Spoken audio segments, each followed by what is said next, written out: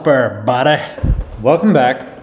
It's been a minute, and so basically I wanted to give an update to everybody and figured I'd throw it on top of a video here.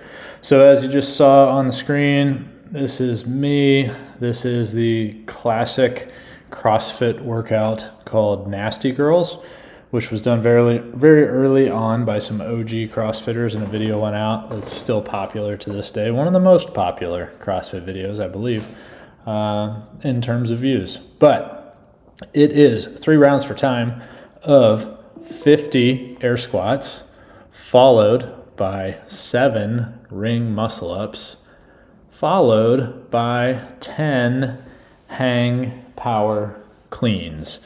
As you can see on the bar behind me, I have 25-pound plates on the bar. I was doing 95 pounds. I'll tell you why in a minute.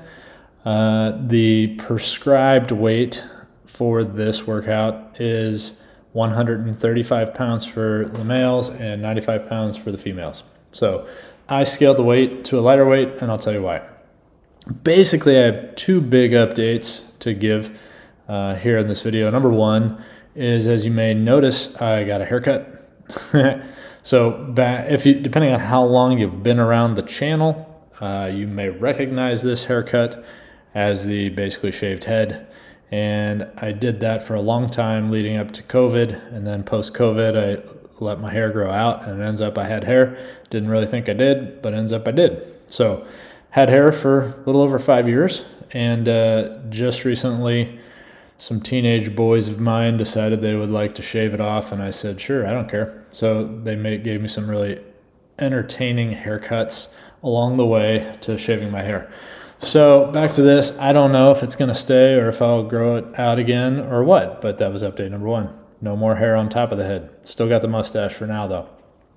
Update number 2 is the big update. It is my left foot. So I had been dealing with some foot pain in my left foot starting around April of 2025. So it was annoying. It bothered me. I found it if I would smash my calf in different areas of my calf, I kind of found some knots, and it would hurt, and it would relieve it temporarily. I self-diagnosed it as plantar fasciitis. Just figured something finally was getting there. I'll call it the warning light. It had been on from April through May, through June, July, August. I tried to ignore it as much as I can, but did do soft tissue work and smash it, and stretching, mobilizing, doing various things, trying to make it feel better. And it had days where it felt pretty great, and it had days where it didn't. Basically, I did not jump rope or run outside of Murph and a couple qualifying workouts or competitions. So I did Murph Memorial Day, I did Monster Games in Kansas City in July, and then I did the Legends Classic in Columbus in August. So from April through really now, those few events are the only time that I did any running and or minimal jumping. I think I only did jump rope double unders like once or twice since April. So because that was what irritated it. And all along I was thinking plantar fasciitis.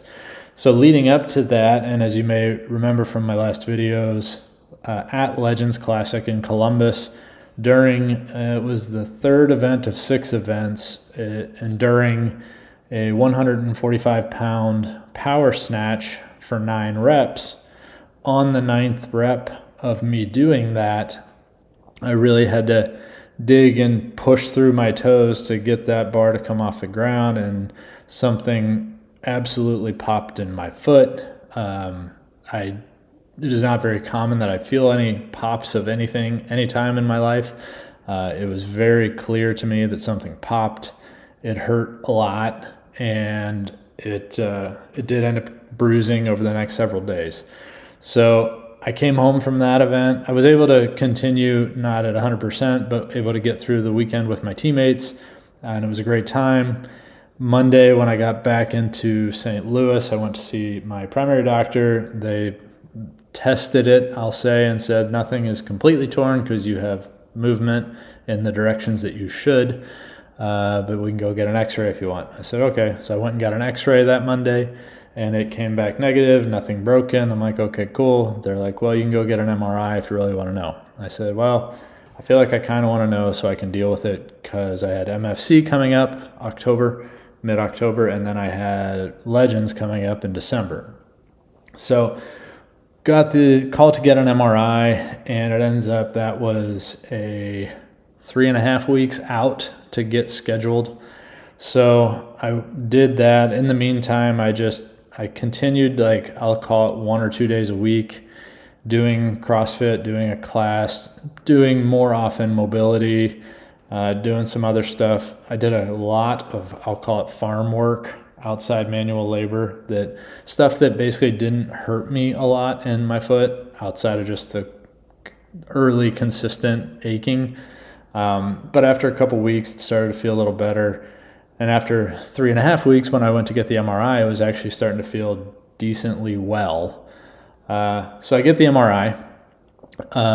They give me the results, and it ends up I have a partially torn peroneus longus, which is the tendon that starts on the upper outside of your leg, top of the calf area, and goes down around the ankle above the plantar fascia to the big toe. And then there's also a peroneus brevis, maybe pronouncing these wrong, that starts in the same general area, goes down outside the ankle, and goes to the pinky toe above the plantar fascia. So they're in the midfoot. Well, they go across the midfoot, and that's where I had pain, and that's where these tears were. In the longest one, it was right in the middle of my foot. In the brevis one, which goes to the pinky toe, it was where it inserts towards the pinky side. But they were pretty ripped up, and that was 3.5 weeks post-injury, the MRI. At that point, the doctors said, yeah, you need to be in a boot for 4 to 6 weeks and immobilize it. And again, this is almost 4 weeks post-injury, and it was already feeling significantly better, so that didn't make sense to me. So I don't just ignore all the doctors, but I did talk to quite a few physical therapists and doctors and other people, and I ended up learning that if it is a sharp pain and hurts, you're tearing it more. If you tear it all the way, you're in trouble. Nobody's going to give you surgery in that part of your foot. So don't do that. That's why they said get in a boot. I said, well, I don't have any sharp pain. It's just if I kind of overdo it, then I get dull pain the next few days. And they're like, yeah, that's just too much inflammation. You push too hard. I'm like, okay.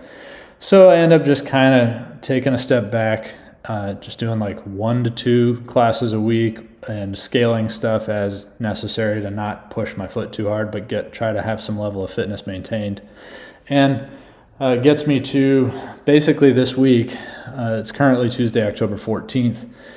And I am now starting my 8-week charge towards Legends in Phoenix in December. I did not compete at MFC. I had to let down my good partner, Keith Martin, because it just didn't make sense with my foot and some other personal things happening that weekend that I had to take care of. So anyway, all of that to say, I had my first injury in CrossFit since I started it in 2008, but it was, from what I talked to doctors wise, it was probably micro tears from overuse of other things. I ran track and cross country prior, and I rolled my ankles a lot for basketball and flag football and things like that.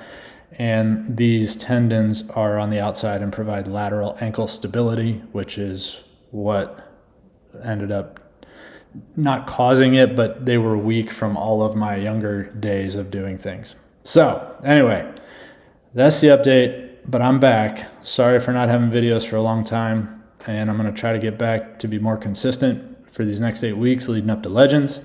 Hope to be there, hope to be able to compete and hang with some of these folks. We shall see. And this Nasty Girls was pretty fun. I lightened the weight because of my foot. Pushing off on my toe this is the first time I'm starting to do it a little bit, and I don't want to push too hard. So that's why I scaled the weight to 95 pounds. Everything else went pretty well. Felt good. Slowly coming back. Till next time, y'all.